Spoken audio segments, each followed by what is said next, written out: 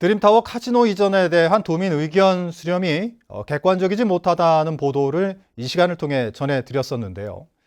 시민단체가 드림타워 카지노 대표를 경찰에 고발하는 등 카지노 영향평가 제도 자체가 허술하다는 논란이 계속되고 있습니다. 드림타워 카지노 영향평가서를 직접 살펴봤습니다. 박주영 기자입니다. 도심 한복판에 들어선 드림타워. 이 건물 2층에 5,300제곱미터 규모의 국내에서 네 번째로 큰 대형 카지노가 들어섭니다. 반경 1km 내에 위치한 학교만 13곳. 주거시설은 아파트와 오피스텔만 해도 50여 곳에 이릅니다. 카지노 게임을 하다가 금전적으로 손해를 봤을 때 충분히 범죄 심리가 작동할 거라고 생각합니다. 불법 대출이라든지 그렇게 할 수 있는 불법 단체 그런 게 주변에 많이 기승할 거라고 생각하고 있습니다. 카지노가 주변 지역에 미치는 영향을 분석한 카지노 영향평가서를 단독 입수해 살펴봤습니다. 드림타워 부지에서 가장 가까운 학교와의 거리는 300m. 하지만 평가서에는 530m로 돼 있습니다. 건물 2층 카지노 영업장 입구를 기준으로 삼다 보니 부지 시작 지점부터 드림타워 출입구까지 거리와 출입구에서 에스컬레이터까지 그리고 에스컬레이터 길이 등을 모두 산정한 겁니다. 이 때문에 학습권 평가 배점 50점 중에 교육시설과의 이격거리 항목은 만점인 30점을 받았습니다.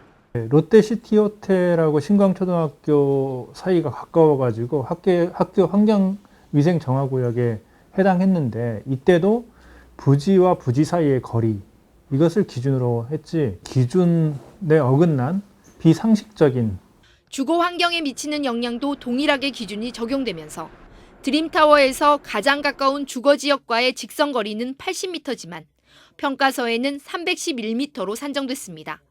치안 등에 미치는 영향도 드림타워 안에 숙박부터 휴게시설 등이 모두 갖춰져 있어 카지노 손님들의 외부 노출이 최소화될 것이라는 사업자 측 주장이 받아들여져 20점 만점에 16.8점으로 평가됐습니다. 사업자 측은 카지노 영향평가는 제주도 지침에 맞춰 객관적으로 평가됐으며 싱가포르의 경우도 외국인 전용 카지노가 도심지에 위치해 있지만 실제 주거 환경에 미치는 영향이 적다고 밝혔습니다.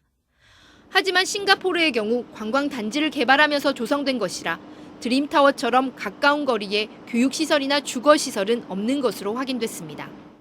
예초 계획이 좀 잘못되지 않았나.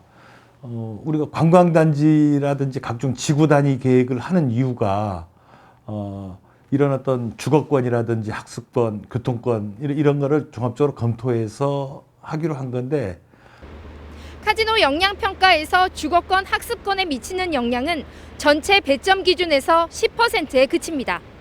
카지노 입지에 대한 고려 없이 평가 체계가 마련되면서 카지노 영향평가 심의를 통과한 지 7개월이 되도록 논란은 그치지 않고 있습니다. MBC 뉴스 박주연입니다.